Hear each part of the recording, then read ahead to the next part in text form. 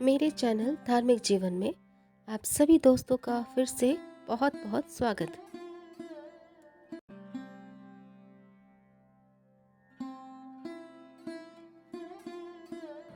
किसी विषय में हमें जिससे ज्ञान रूपी प्रकाश मिले, हमारा अज्ञानांधकार दूर हो, उस विषय में वह हमारा गुरु है।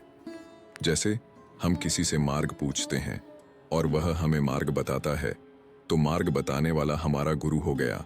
हम चाहे गुरु माने या ना माने, उससे संबंध जोड़ने की जरूरत नहीं है। विवाह के समय ब्राह्मण कन्या का संबंध वर के साथ करा देता है, तो उनका उम्र भर के लिए पति पत्नी का संबंध जुड़ जाता है।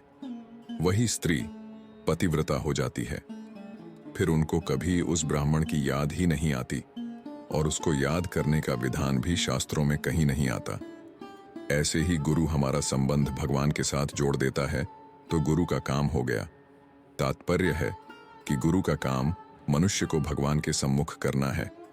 मनुष्य को अपने सम्मुख करना, अपने साथ संबंध जोड़ना गुरु का काम नहीं है। इसी तरह हमारा काम भी भगवान के साथ संबंध जोड़ना है, गुरु के साथ नहीं। जैसे संसार में कोई माँ है, कोई बाप है, कोई भतीजा है, कोई भौजाई है, कोई स्त्री है, कोई पुत्र है, ऐसे ही अगर एक गुरु के साथ और संबंध जुड़ गया तो इससे क्या लाभ। पहले अनेक बंधन थे ही, अब एक बंधन और हो गया। भगवान के साथ तो हमारा संबंध सदा से और स्वतः स्वाभाविक है, क्योंकि हम भगवान के सनातन अंश हैं।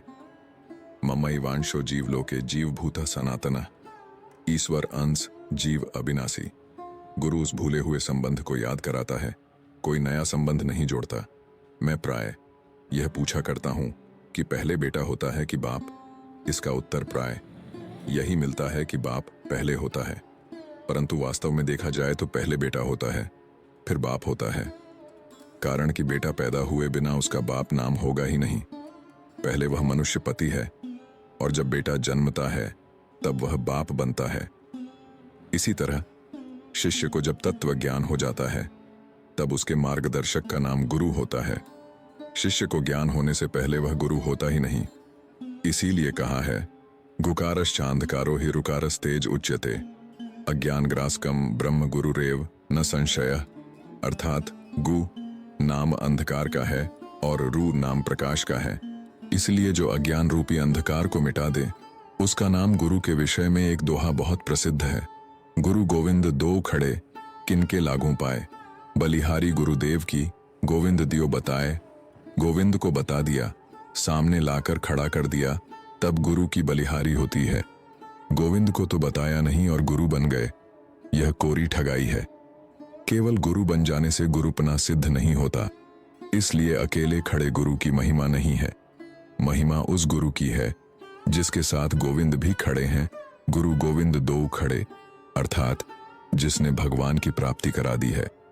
असली गुरु वह होता है जिसके मन में चेले के कल्याण की इच्छा हो, और चेला वह होता है जिसमें गुरु की भक्ति हो। अगर गुरु पहुंचा हुआ हो और शिष्य सच्चे हृदय से आज्ञा पालन करने वाला हो, तो शिष्य का उद्धार होने में संदेह नहीं है। अगर पारस के स्पर्श से लोहा सोना नहीं बना, तो वह पारस असली पारस नहीं है, अथवा लोहा असली लोहा नहीं है, अथवा बीच में कोई आड़ है।